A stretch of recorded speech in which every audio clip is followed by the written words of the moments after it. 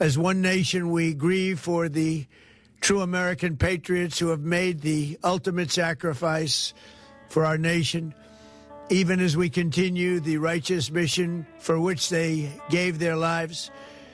We pray for the full recovery of the wounded and send our immense love and eternal gratitude to the families of the fallen. And sadly, there will likely be more. Before it ends, that's the way it is. Likely be more, but we'll do everything possible where that won't be the case. But America will avenge their deaths and deliver the most punishing blow to the terrorists who have waged war against basically civilization. This is the end, beautiful friend.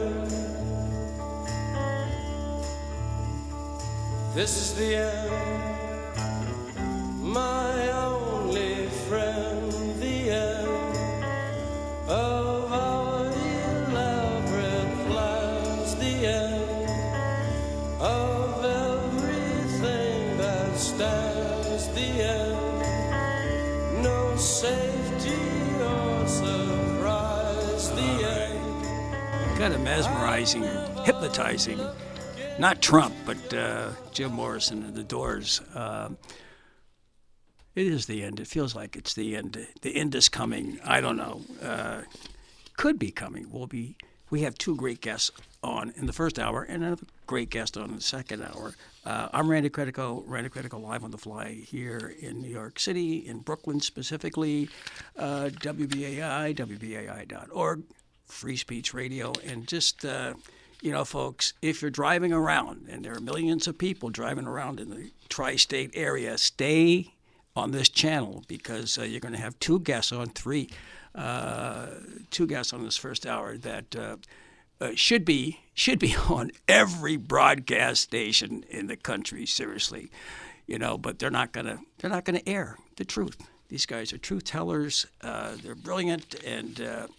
And what's great about these two guys, Reggie, is that they're both very smart, they're articulate, and there's they have a sense of humor. You know what I mean? They are. They do. And it's Andrei Martyanov, who is a former naval officer in the Soviet Navy up until 1990. He's got last night.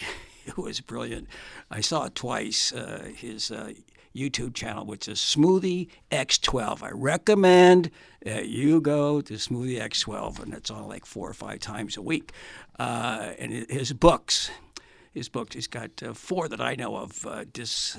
Disintegration, that's one of them.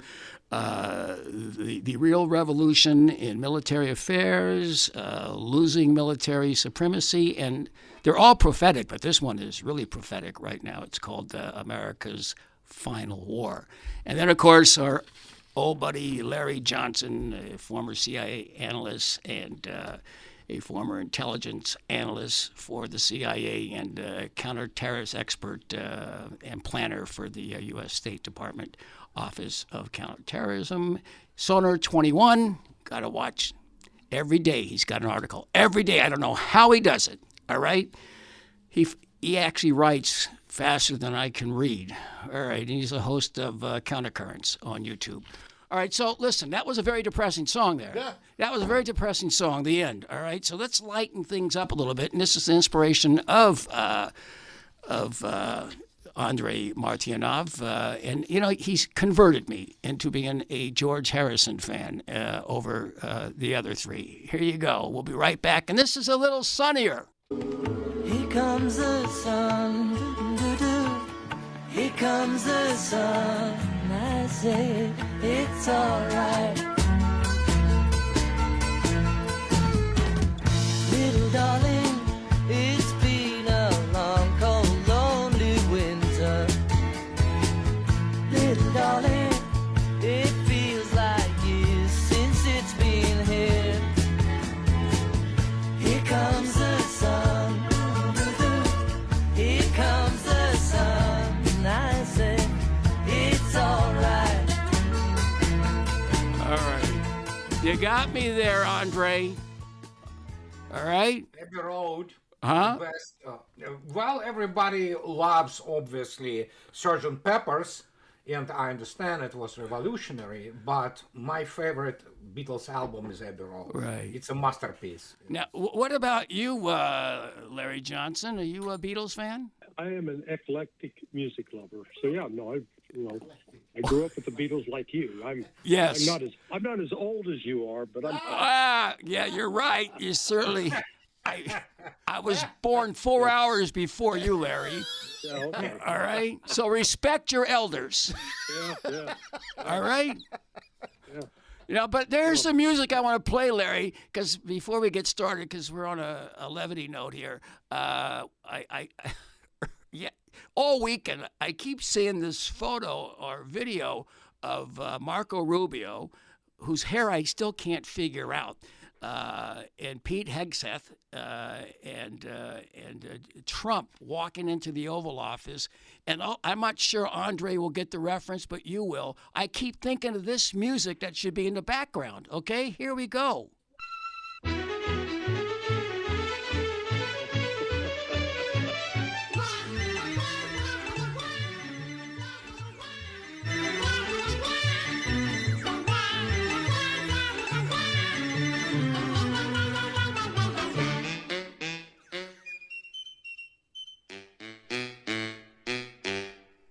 Can you name that tune in one note? That Three Stooges.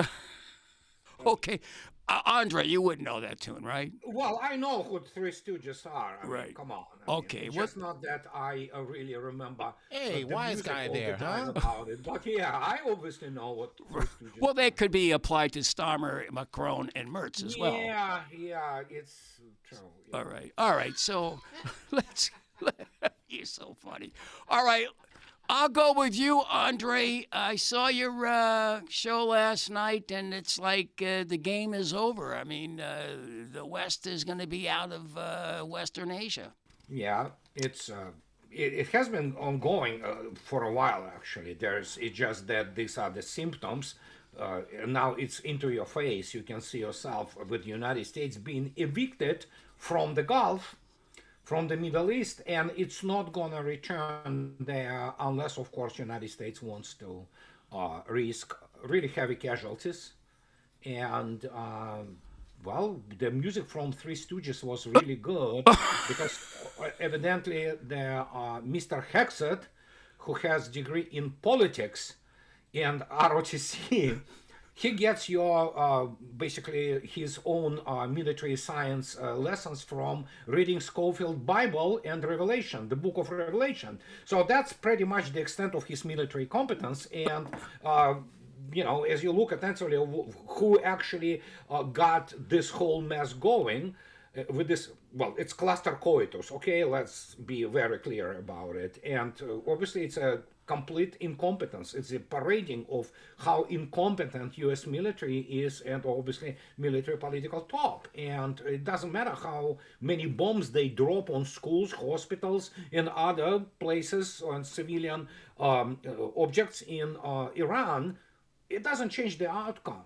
And the outcome is that, well, you saw yourself how U.S. operational concepts and technology performed dismally at that in special military operation. And here you are, you know what? And that's Iran. It's not even Russia. Well, I suppose if I don't know what's that dude's name. If Patriot was, good Lord. running this operation, they'd be in much better shape, wouldn't they, Larry? Oh no! I mean, David's a symptom of the disease that Andrei has diagnosed so well in his books. Right. They're really prophetic, those books, by the way. Oh yeah. Well, look at what the Pentagon's pumping out a steady stream of propaganda. You know, it reminds me of like one of those motorhomes where you're emptying the sewer tanks. That's what the Pentagon's doing, and it's putting out sort of the same kind of sewage content. Yeah. So over the course of the last 6 days, the Iranians have destroyed $5 billion worth of high-end radar systems. There are the two principal systems are, let's see, the ANTPY and the ANFPS, I think are the two.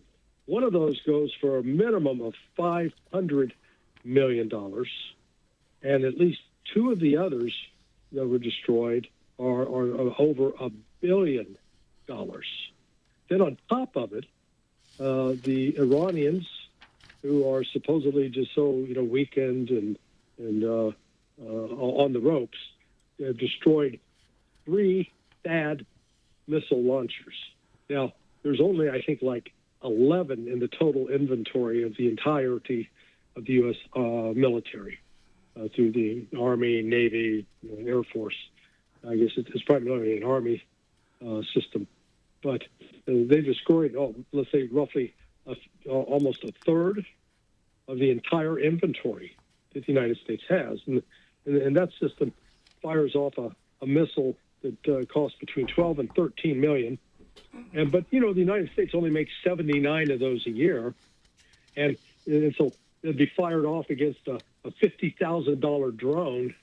And so you got $24 million worth of rocket headed off at to kill a $50,000 drone. Makes sense. That right there illustrates what's in Andrei's books, and I do encourage people to read them because you'll learn something. Well, we'll mention them again. Andrei, I heard you the other day mentioning it was a quote about the limp hand, a Tolstoy quote. Could you give that again, that quote, because I couldn't find it. I was looking this morning. Well, it's a quote from the War and Peace. War and Peace, yeah, and the quote goes like this. So let me read it for you. Let me find it where I put it here, because it's not here. Just give me a second. All right. And this is, how to say it, here it is. This is the description of the Battle of Borodino in 1812 in September. That was this general battle which was given by a retreating Russian army to French. And it was the bloodiest battle in history up to that moment. In 8 hours, they basically slaughtered on the order of 76,000 KIAs alone, killed in action. So they were like altogether 100,000+ casualties on both sides. And it was like within 8 hours. And it was the first artillery battle. And Napoleon, who, was fresh from his European campaigns, here is what Tolstoy writes to him, and it's about him. In former battles, he had only considered the possibilities of success. But now innumerable unlucky chances presented themselves, and he expected them all. Yes, it was like a dream in which a man fancies that a ruffian is coming to attack him and raises his arm to strike that ruffian a terrible blow, which he knows should annihilate him, but then feels that his arm drops powerless and limp like a rag, and the horror of unavoidable destruction seizes him in his helplessness. It's actually, you can find it in the online Leo Tolstoy's War and Peace, which is book 10, chapter 34. That's how they split there. Obviously, in printed editions, it could be somewhat different. But, I have to give it to actually New Yorker. They came out with their rather very smart, let's put it this way, thing about it today, and in caricatures, and it's called, they have this basically New Yorker cartoons. It's called Limited Combat Operations and Peace, Leo Tolstoy. So that's, I gotta see. I have it. I haven't opened it up yet. All right. So it's War and Peace, but and of course it's a mocking Trump and Pentagon, limited combat operations. Right. So they were trying to get themselves a limited operation, and I think so. It's a catastrophe. Well, listen. What I've seen so far, you have to go back, and I've been watching the the conquest of Persia, which was Baghdad, in 1258. The Mongols that came in there and wiped it out. They did the same thing right up front. They killed the caliph, and then they started murdering everybody there, and then they destroyed all the institutions, including the House of Wisdom. Larry, I want to play a little another 20-second video because this. I'm trying to figure out. They've been laying back. Nobody knew that Iran was as strong and powerful as they are. And I think maybe they got their strategy from this dude. How do you plan to fight the fight, champ? Well, I plan to fight my new style, Howard. I want to announce here now the new style about landing a rope sometime and letting a man punch himself out. It is called the rope-a-dope. The rope-a-dope. Rope-a-dope. Who does the word dope honor? It honors whoever chases me in the rope. All right, that's... So you watch it. I'm introducing this to the fight game. It is called the rope-a-dope. Larry, did they rope-a-dope? Yeah, they certainly have, at least up to an extent. The United States has been guilty of lying to itself, and they really convinced, Trump and his team were convinced that the popularity of that the Ayatollah Khamenei was very, very unpopular, and they were basing that on a poll that was conducted by a company out of Netherlands called Gamaan, Gamaan, and who is working in tandem with a VPN company out of Vancouver, Canada, or maybe it's Ottawa. It's one of those Canadian cities. And they conducted some magical online polls that were supposedly more accurate than anything that's ever been done in history. And they discovered, according to their polling, 80% of the Iranians hated the mullahs, hated the Ayatollah. Well, then I dug into it and said, well, gee, where'd they get their funding from? National Endowment for Democracy, USAID. Goodness. Oh, good Lord. No, they'd never lie about anything. So the University of Maryland, by contrast, where they still actually do some legitimate academic work, they have a Maryland Institute of Strategic Studies. They did the old-fashioned, let's call people up on the phone and ask them what they think. Now, all of the spinmeisters online say, oh, people are just going to say what they think the pollster wants to hear because they're afraid to talk. Well, what their polling showed was 75% of the people supported the mullahs. So we enter this knowing that all we got to do is just we take out the Ayatollah, we kill the Minister of Defense, take out the head of the IRGC, and by God, the people are going to rise up, and it's going to be Bastille Day in Tehran. And well, it turned out not true. No. In fact, it was the Alamo. The Iranians had a remarkable reaction to being sucker punched and having 165 girls between the ages of 6 and 12 just murdered. Amazing. It makes me sick. And it was done. Guess what? It was murdered by the United States. Yeah. You can look at the war in Ukraine right now, and let's go back 12 years. You can't find it. The Russians haven't killed that many children in 12 years. The United States did it in one damn day. 165. So what this has done, this has united the Iranians in the same way that those in the United States remember being united in the immediate aftermath of 9/11. Right. And it's ugly. Yeah, speaking of the, and I want to talk about this special military operation, the proxy war in Ukraine. And when I was there, I've talked about it. They were HIMARS missiles hitting civilian school children. This is what's happening right now. What the U.S. and Israel are doing is the same thing that the Ukrainians are doing, Andrei. I have done since 2014. Well, let's look at the U.S. military record.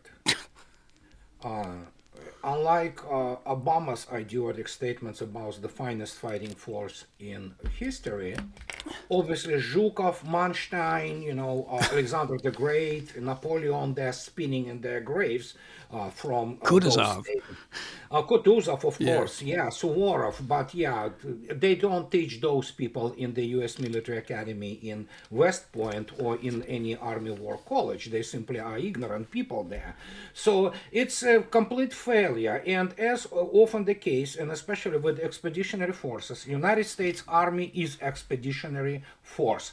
There is not a single serviceman in the U.S. Armed Forces, not zero. No general, no grunt, no sailor who ever fought in defense of their own country, of the United States, who fought defending their families, defending their property, who didn't want to see their wives raped, children killed, and things of this nature. So the United States military simply has no psychological organ, so to speak, if you can use it, that understands what it means to fight for your country. So it is expeditionary force. As any expeditionary force, it has all those classical manifestations, and especially when you lose and when you have people killed around yourself, it comes down to atrocities. Simple as that. Wow. You know, and we remember My Lai, don't we? So now we have 171 actually children, Right. between ages 8 and 12, the girls. So there are confirmed data coming out of Iran now that if they attacking again hospitals, schools, all kinds of the civilian facilities, and they will continue to do so because this is the only thing they can do, and it all smells as usual of desperation, of the demoralization, and all this rah-rah, you know, especially with these clowns such as Hexet. Yeah, they better learn what real war is. They don't know what it is. And Larry Wilkerson yesterday beautifully stated, and he stated that especially when it comes down to the chairman of the Joint Chiefs of Staff, General Kane, he said never U.S. Air Force general should be ever allowed anywhere near the chairmanship of the Joint Chiefs of Staff. They simply don't know what war is. Right. So, which I agree. I happen to agree with Larry Wilkerson. So, and here we are. That's what we have now. That's what we have now, Larry. It was very troubling to see these children killed. I can't get over it. You know, and you hear Trump, and nobody in the mainstream media has said anything about it at all. No. Actually, you're wrong. What? Carolyn Levitt said that's propaganda. It didn't happen. Come on, Randy. Oh, right. Well, so look, Yeah. you hear Trump say all the time this same mantra that this is the greatest military force ever by far. And you would think, well, with $1 trillion budget, and he says we have an unlimited supply of weapons, you would have to deduce with a $1 trillion budget where Russia only spends $170 billion a year, but with a $1 trillion budget, we must have an unlimited supply of weapons. Larry? Nope. We do not. In fact, how could that be? I went back and counted up. So the numbers you can figure out because there is this thing called the annual defense budget that's published, and it's got enough data in it that you know how many Patriot missiles we have produced. They're now the principal one since 2015. It's called the PAC-3. And the Patriot, so you got Patriot missile battalions. Each battalion will have 4 to 6 missile batteries. And each one of those missile batteries will contain either you have a supply of 72 or 96 PAC-3 missiles.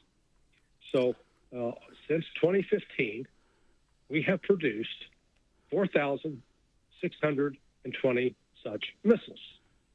Now, those missiles are capable of engaging 2,310 ballistic missiles or cruise missiles.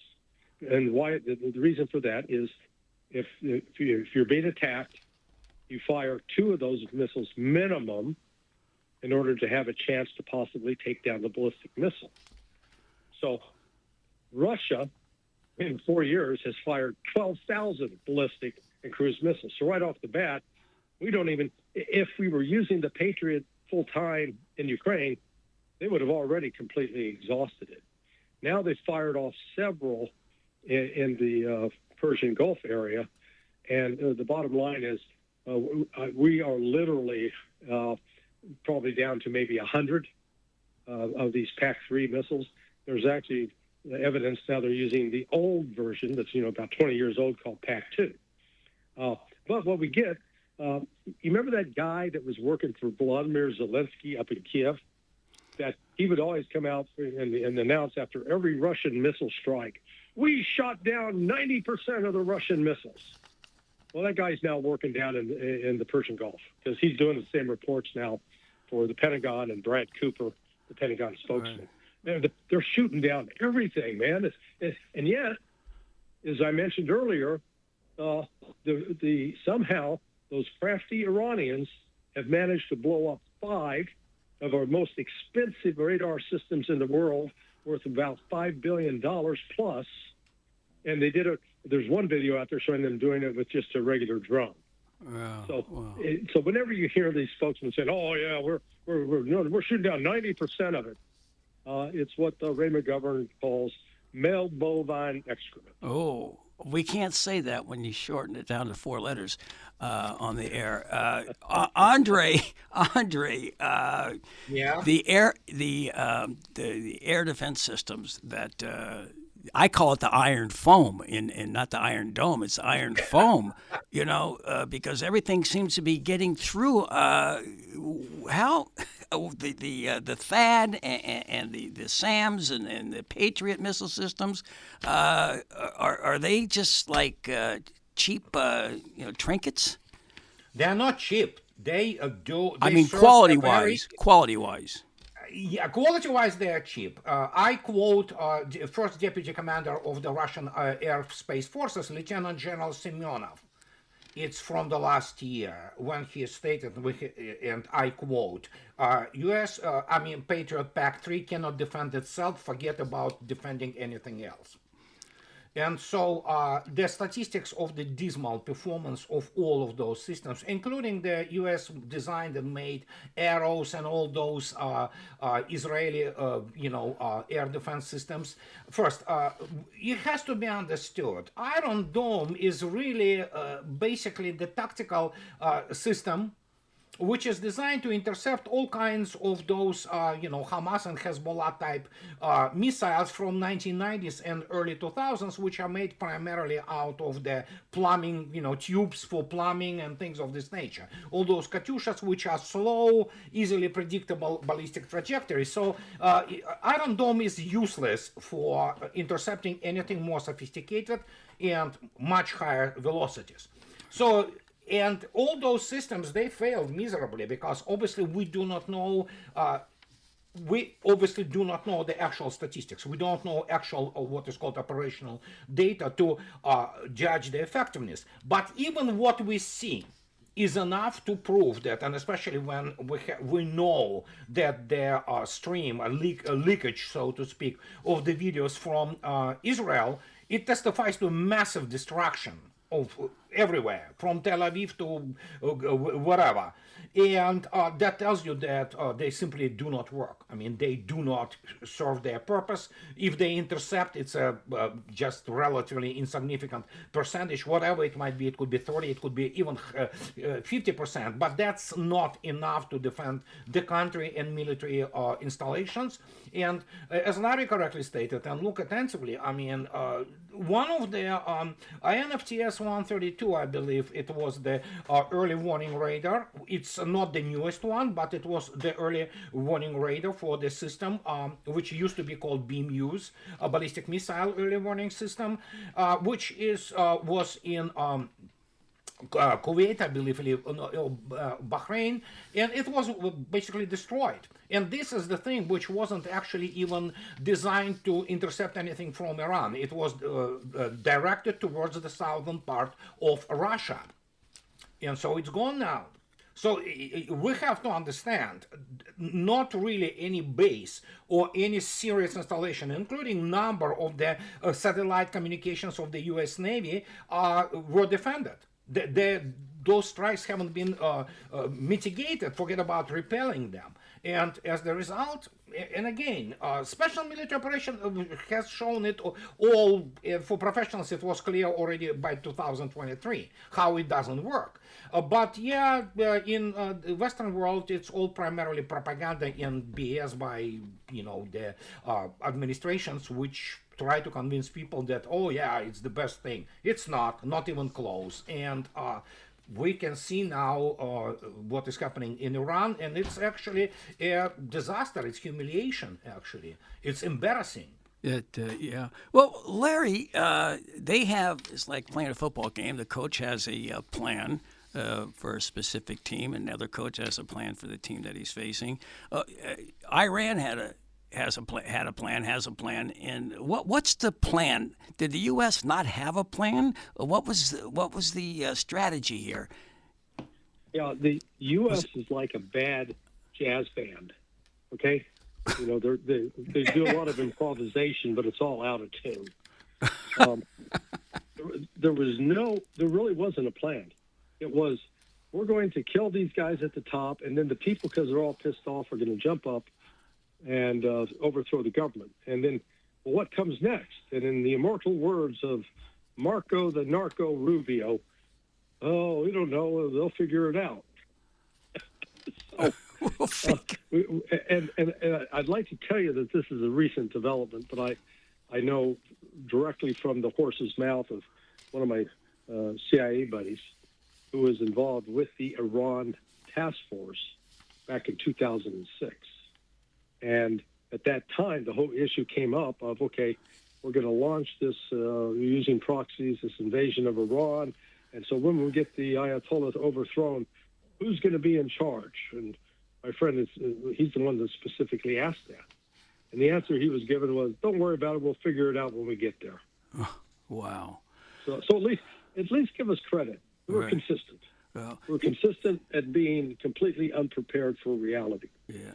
And just the fundamental lack of understanding of the culture of Iran, the fact that the United States has created this entire meme, this mythology, that Iran is the number one sponsor of terrorism in the world. It absolutely is not even close. The fact that we scratch our heads, we're puzzled. Why do they chant death to America? What have we ever done to them? And then you sit down and tell people, say, well, there was that situation back in September of 1980 when we encouraged Saddam Hussein to invade Iran, which they did.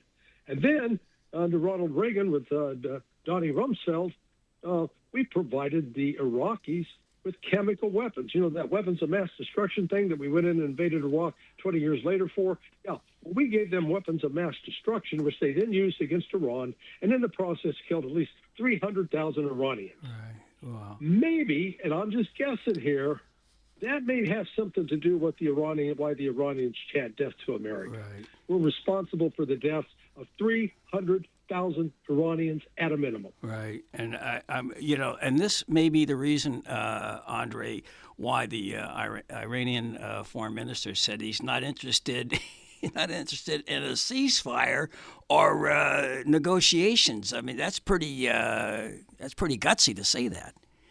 Well, yeah, I mean, but again, Iran was preparing for this, and this sucker punch, I mean, from what I hear, also people who are in Iran, all this so-called liberal pro-Western political strata has been marginalized, and people now openly to tell them that, you see, you cannot negotiate with them. And the death of martyrdom, really, and there are many indications that Ali Khamenei wanted to be martyred, okay? He was 86-year-old man. He knew the end was coming. So by his death, he actually alleviated, he erased all those lines of the, well, essentially separating all those different political forces in Iran. And as a result, we have a cohesive Iranian society. And today, if you look at the videos from the manifestations during his funeral, that tells you everything you need to know about it. They are ready. And, what can I say? I mean, if United States wants to somehow find whatever they can find and assemble force to invade it, No, they will be defeated, obviously, with a catastrophic casualties. So what's left?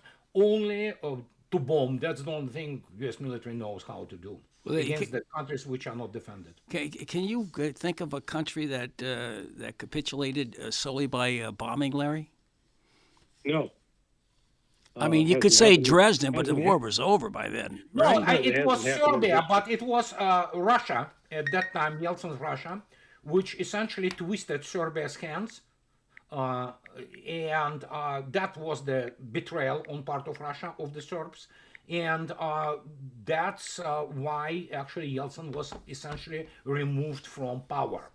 Right. If anybody thinks that Yeltsin, he designated Vladimir Putin, as his, substitution, basically his heir, it's all baloney. There were what is called the bloc of Siloviki, military intelligence people, who said enough is enough, and they told Yeltsin that you either abdicate or you know what's going to happen. I can't believe he lasted as long as he did. Larry, are we expecting a false flag at this point? I mean, you got the false flag, and then you got the Kurds. I mean, we talked about it a little bit. The Kurds, is that a real possibility that they would come in there? They've already said that they wouldn't. And false flags, like in Azerbaijan. So far there have been at least four false flag attempts. There was supposedly a missile launched at Cyprus. That came from Israel. Now they tried to blame it on Iran. It wasn't Iran, and the goal of that was to get NATO involved in the war. But it's not going to. They're not going to be able to activate Article 5 because you've got both Italy, France, and Spain saying no, we're not going to get involved with that war. You had to miss the drone launch, the attack on Aramco in Saudi Arabia, again trying to blame it on Iran, and Iran was quick to call the Saudis and say, "Oh, that wasn't us." It may have come out of a group up north in Iraq, but that had the backing of Iran. Third was the attack in Azerbaijan. They're supposedly talking about ramping up to get involved with the war. If they do that, it's going to be devastating. Because, they're just a pipsqueak country, and Aliyev is a corrupt gangster. Is probably the best way to describe him. Right. They're going to continue with these efforts to try to get a false flag going because the desperation, particularly that Israel's feeling. Israel is getting hammered. Hammered. Yeah. Andrei, speaking of desperation, it's been floated around. I don't know if this is apocryphal that the U.S. or Israel is trying to get Zelensky to help out. This is going to a drug addict. You're going to go to a drug addict, a corrupt drug addict whose country is flattened to be the advisor on how to fight this war with drones. How crazy is that? Yeah, it's absolutely crazy, and but again, desperation has this, kind of thing.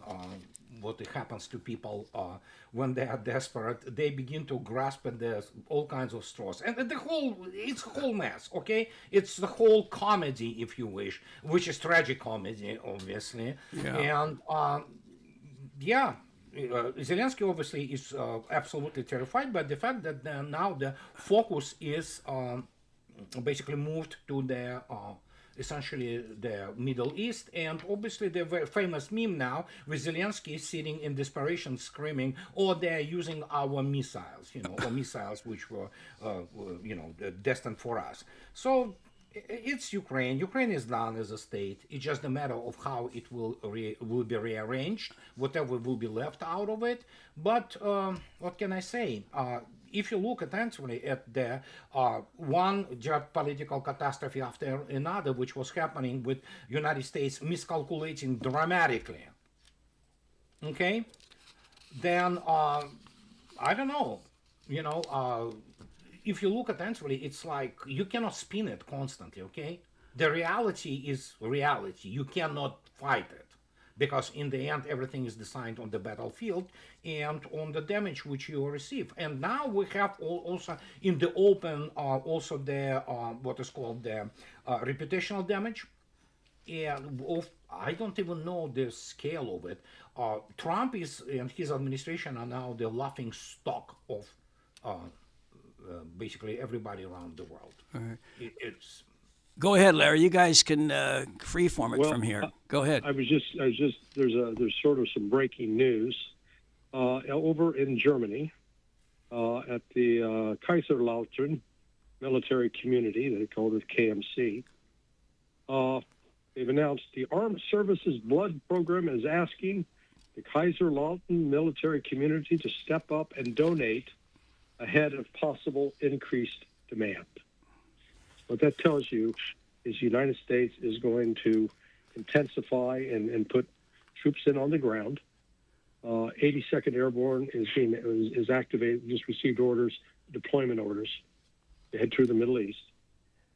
This crazy man, Donald Trump, is going to get more soldiers killed and wounded. Well, it's only been 5 so far. You still start doing advanced blood drives like this. Really? Because everybody's bored and doesn't have anything to do. You agree with that, Andrei? I don't know. Difficult for me to say, honestly. All right. Well, Andrei, what about these casualty figures? It's baloney. I mean, 6 Americans have... Yeah, sure. Yeah. You don't believe There's information about the number of the hospitals already in Europe, actually even closing maternity wards for any kind of the acceptance of the women in labor and rerouting them somewhere. So it's definite indication, not just of preparedness. Evidently, there are some casualties which are not 6 KIAs. Right. What I can't figure out, they were negotiating supposedly. I was in the studio Friday, and I was in a good mood, and I wake up in the middle of the night and see Trump with a ill-fitting baseball hat on, announcing the onslaught, and then it's been going on and going on. What's the end game here to you? What if you were the in Kane's seat? What would you be thinking? How to get out of this and how to win if there's any possible scenario where the U.S. could actually come out as a victor, or like bail out and call yourself the victor? Who's that for? I was for Andrei. Oh, for me? I thought for Larry. Well, okay. I don't know. That's first we have to look at the dynamics of the statements emanating from the White House, and so suddenly the latest one with this cute girl who's dumb as a stump, what's the press secretary, Caroline Leavitt. She is it's a tradition of the. Basically, all administrations in the last 25 years to appoint all kinds of the, dumb as a stump people. But she stated already that Trump will decide what are the criteria for declaring the victory. Right. Oh, okay, that's interesting. So, you know what, as I already stated on a number of occasions, considering the Trump character and obviously his inability to face the reality, he might even turn things like, and he's boasting about that he's always a winner, is that, I soiled my pants on the, international evening soiree, and so look, I'm again a winner because I soiled pants first time in the history of that thing, and he will be flaunting that as some kind of the achievement. So at this stage he needs to find the way out, but he will not. Listen, it's a mess. It's a cluster coitus of the unimaginable scale, and so what can I say? Right. You know what? Larry, same question. Well, the key, I think, in this is the control of the Strait of Hormuz. Right now, the price of oil is up over $90 a barrel. The Kremlin is now convinced that there is a God, because previously Russia's it's a religious country. Apart from their Orthodox faith, but in this case, their budget was pegged to a price of oil at $59 a barrel. Well, it's now almost doubled. And in fact, 4 weeks ago, Scott Bessent was threatening India, you better stop buying that Russian oil. And now just yesterday he says, hey, you need some oil, go buy from Russia. I think that's a great idea. So controlling the strait means that the oil going to Europe, liquid natural gas going to Europe and to some spots in Asia, it's cut off. And it's not likely. I don't think it's going to turn around anytime soon. You've got Qatar, who is hemorrhaging money now, because apart from them being the largest supplier, or one of the largest suppliers of liquid natural gas in the world, they also had a major aluminum smelter operation. That's completely closed down. We've seen the price of oil, even here in the United States, we're only like 8% of our imports come out of the Persian Gulf. It's already gone up an average 34 cents in just 4 days. I got to drive the kinks in tomorrow. Don't tell me that. All right. Yeah. So the price of oil, price of gas is going to continue to go up. Inflation is going to get here in the United States. We already saw today's unemployment numbers; they're going up. More people looking for a job or out of a job. So this is going to touch off an economic crisis, and frankly, the West doesn't have any good military options to unblock the strait, because we can't saturate. We don't have enough firepower to saturate the coast. They've got caves. They're firing missiles out of caves. They got anti-ship missiles, and they haven't even decided to start mining. If the push comes to shove, they can put mines out there that will permanently block the strait for quite some time. Right. And then it puts a ship having to go out and do mine clearing duties, even at more risk. So this is where Trump has really miscalculated, because the only way he's going to get out of this, and they're going to go to the Iranians and seek, okay, what's it going to take to get you to lift the blockade? If I'm Iran, I say, you're going to lift all sanctions immediately, all sanctions. And as soon as you lift those, then we'll lift the blockade, but not until. Wow. And but they could put it right back on again, couldn't they? Sure. I mean, but that's the point. This is the disruption this is going to cause to the financial markets is profound. And we've already seen yesterday the stock market dropped 1,000 points. Today, Dow Jones down another 451 points. Wow. Remember Pam Bondi about 2 weeks ago? The stock market's at 50,000. Right. 50,000. Right. Wow. Well, now it's 2,500 points later, it's lower. Right. And we'll continue to go lower. Yeah, I think so. I wanted to get to this, Andrei. I started to ask the question, and I drifted a little bit about the negotiations that were going on the Friday that were planned for the Monday afterwards. I think it was the 2nd. And Russia looks at this. Why do they continue to have? I mean, you've explained why, because it's a superpower.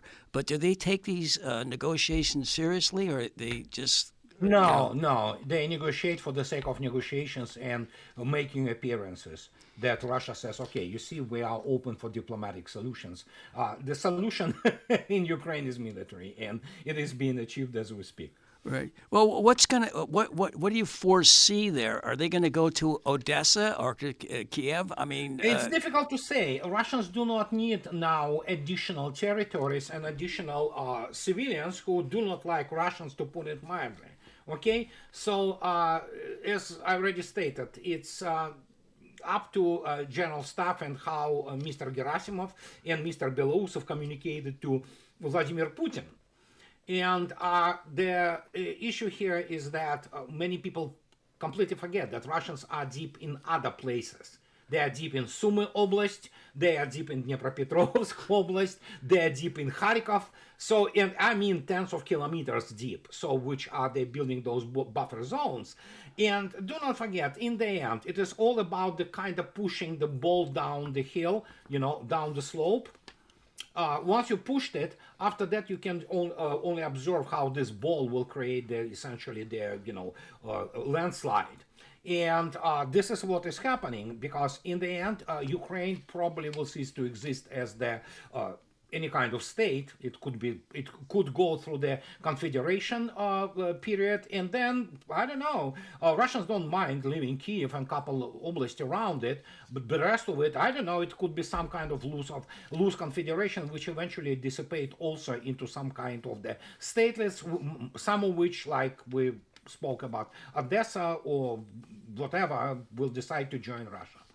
But it's kind of, in the midterm, so to speak. You have this daily graph, and Larry, you do as well, the numbers of people that are being thrown into the cannon fodder by Zelensky.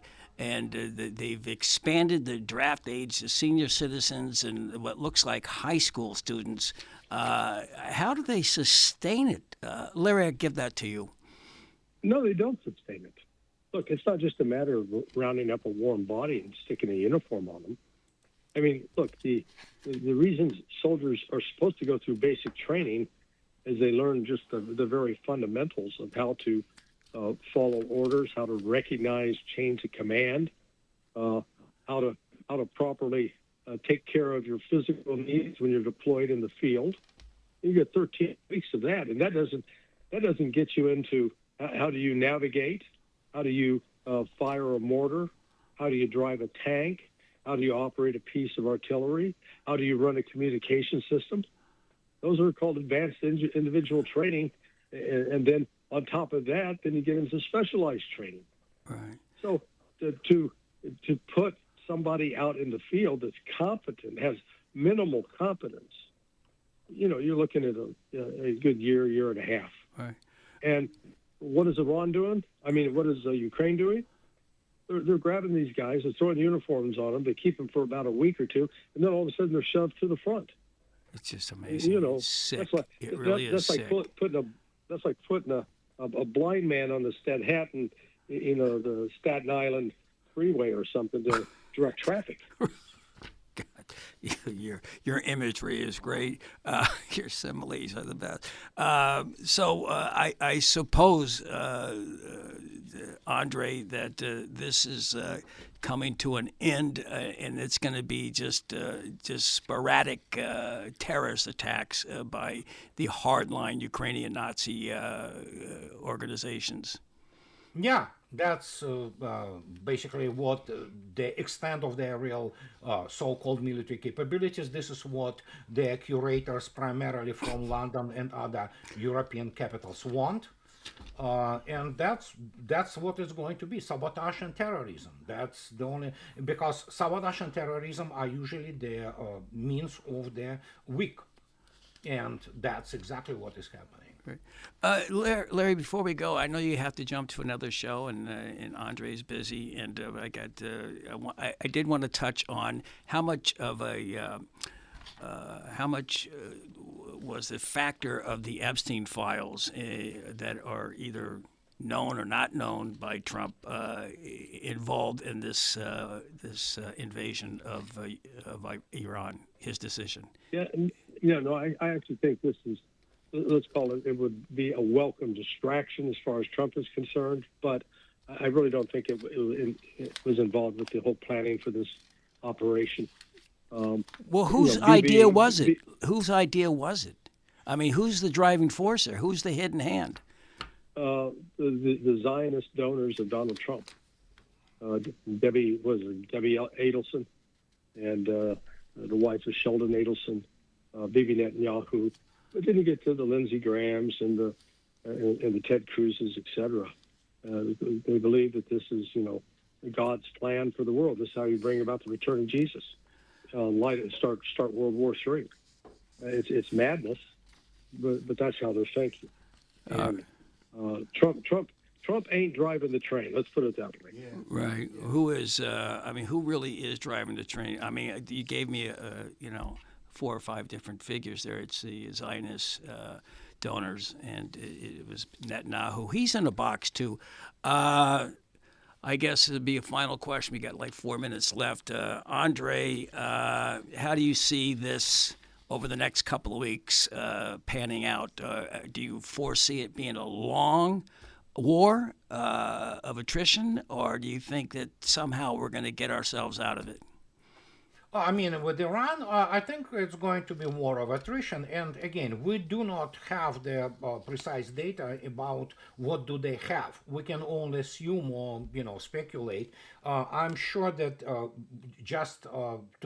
as we were talking, there are Iranians basically have shown the videos of them launching their basically.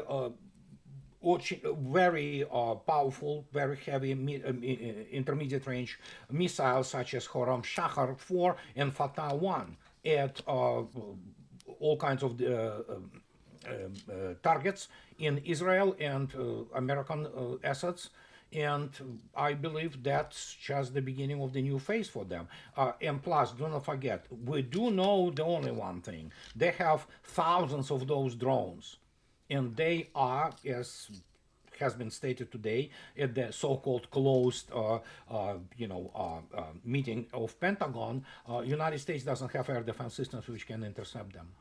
Larry, we got a minute left. I know you got to jump off any second now, and I have a special. Okay. So you got a minute left, and I'm going to play a song, one that was inspired by Andrei, to close it out with. And I want you guys to at least stick around for that. So, Larry, give us the last minute here. Do your Andy Rooney for me. No, listen, I always appreciate the chance to be with my friend Andrei. The United States has done something very terrible. We've started a war that didn't need to be started. We've killed innocents. And there is a thing called karma, and we're going to pay a terrible price for this. Right. All right. Andrei is at he's at Smoothie X12.